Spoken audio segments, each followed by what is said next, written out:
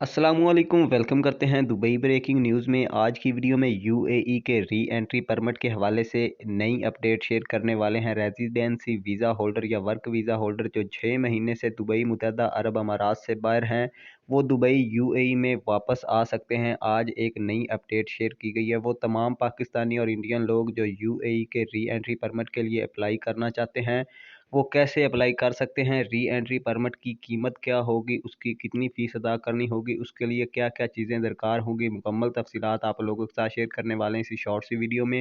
Video को शुरू से आखिर तक आपने लाज़मी तौर पर देख लेना है। अगर आपको 6 महीने से ज़्यादा का अरसा यूएई से बाहर हो चुका है, कोई भी एक ख़ास वजह बताकर आप लोग मुत्तहदा अरब अमारात दुबई में वापस आ सकते हैं, लेकिन उसके लिए शर्त ये है कि आपके वीज़े का स्टेटस जो है वो एक्टिव होना चाहिए। री एंट्री परमिट अप्लाई करने के लिए आईसीपी की वेबसाइट पर जाकर री एंट्री परमिट अप्लाई किया जा सकता है। अपनी तमाम तर मालूमात वहाँ पर दर्ज करनी है, अपने वीज़े का स्टेटस बताना है, वजह बतानी है। अगर आपका रेजिडेंसी वीज़ा एक्सपायर ना हुआ तो आपको री एंट्री परमिट जारी कर दिया जाएगा। री एंट्री परमिट अप्लाई करने के लिए 950 दिरहम की फ़ीस आपको लाजमी तौर पर अदा करनी है। अगर आपका री एंट्री परमिट रिजेक्ट हो जाता है, आपको री एंट्री परमिट नहीं मिलता, तो आपको 800 दिरहम वापस कर दिए जाएंगे। 150 जो दिरहम है आईसीपी की फ़ीस जो है वो आपको वापस नहीं की जाएगी। री एंट्री परमिट के लिए वैलिड रीज़न का होना बहुत ही ज़रूरी है, जिसकी वजह से आप बाहर रहे हैं। मीन्स के अच्छी तरह आपने स्टोरी डालनी है अप्लाई करते हुए।